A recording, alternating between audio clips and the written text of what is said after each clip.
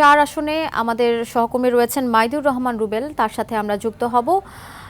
রুবেল, শুনতে পাচ্ছেন? আপনি যে কেন্দ্রে রয়েছেন সেই কেন্দ্রের পরিস্থিতি জানাবেন, সেখানে ভোটার উপস্থিতি কেমন দেখছেন? বিস্তারিত তথ্য আসলে আমরা জানতে চাচ্ছি, সার্বিক নিরাপত্তা ব্যবস্থা সহ।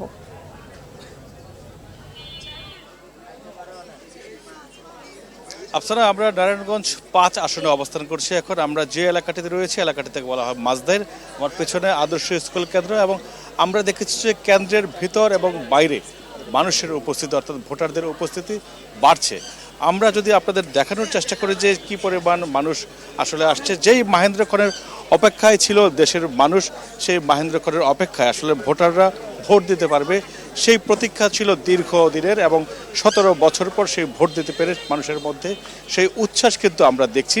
এবং আমরা এখানে যারা রয়েছে তাদের সাথে যদি কথা বলার চেষ্টা করি যে এর আগে যে ভোট হয়েছে শেষ কবে ভোট দিয়েছিল যদি প্রশ্ন করি, আর এবার ভোট দিতে পারছেন, কেমন লাগছে?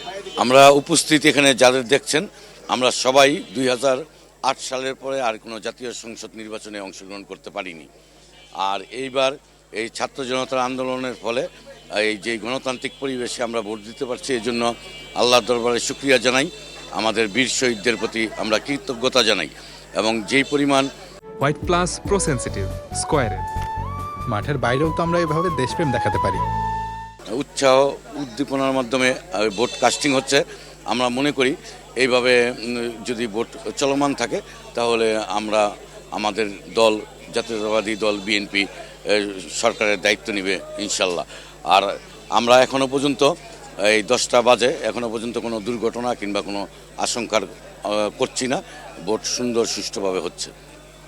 জি, আপনারা আমরা যেটি বলছিলাম সেটি হচ্ছে যে এই নারায়ণগঞ্জের আমরা প্রত্যেকটি মোড়ে মোড়ে বা সড়কের প্রদক্ষিণ করতে দেখেছি পর্যাপ্ত আইন শৃঙ্খলা রক্ষাকারী বাহিনীর সদস্যরা, যেখানে আমরা দেখেছি যে সেনাবাহিনীর গাড়ির টহল ছিল, বিজিবির টহল ছিল, পুলিশ, র্যাব বা আনসার সদস্যদেরও মোতায়েন করা হয়েছে বিভিন্ন কেন্দ্রগুলিতে। প্রত্যেকটি কেন্দ্রে আমরা দেখেছি যে মানুষ সুশৃঙ্খলভাবে লাইন ধরে তাদের প্রত্যাশিত ভোটটি দিচ্ছেন, পছন্দের প্রার্থীকে ভোট দিতে যাচ্ছেন।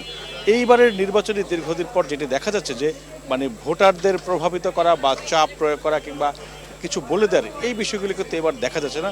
ভোটাররা নির্বিঘ্নে তাদের মতামত প্রয়োগ করতে পারছেন এবং যে যার পছন্দের প্রার্থীকেই ভোট দিতে যাচ্ছেন। আমরা দেখছি যে প্রত্যেকটি সড়কে, আমরা সড়কগুলোতে দেখেছি যে মানুষের যে উপস্থিতি, এবং আমরা যদি দেখানোর চেষ্টা করি আপনাদের ক্যামেরার চোখে, প্রচুর মানুষ প্রত্যেকটি সড়কে উৎসবের যে আমেজ, সেই আমেজটিতে আসলে আমরা দেখতে পাচ্ছি যে, এবং এইখানে কেন্দ্রগুলি এবং কেন্দ্রগুলির বাইরে থেকে আমরা দেখেছি যে মানুষের যে উপস্থিতি, ভোটারদের যে উপস্থিতি সেটি বাড়ছে। তবে বেলা বাড়ার সাথে সাথে সেই উপস্থিতি কিন্তু আরও বাড়বে, এবং আইন শৃঙ্খলা রক্ষাকারী বাহিনীর যারা দায়িত্বে রয়েছেন বা যারা রাজনৈতিক দলগুলোর যারা এজেন্ট রয়েছে বা যারা এখানে নির্বাচন পরিচালনা করছেন, তারা বলছে যে বেলা যত বাড়বে ভোটারদের উপস্থিতি তত বাড়বে।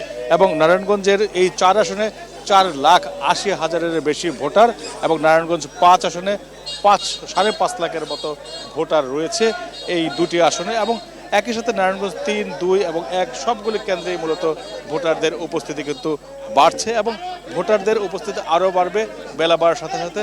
দুপুরের পর থেকে ভোটারের উপস্থিতি সবচেয়ে বেশি চাপ হয় বলে জানিয়েছে এইখানকার ভোটাররা।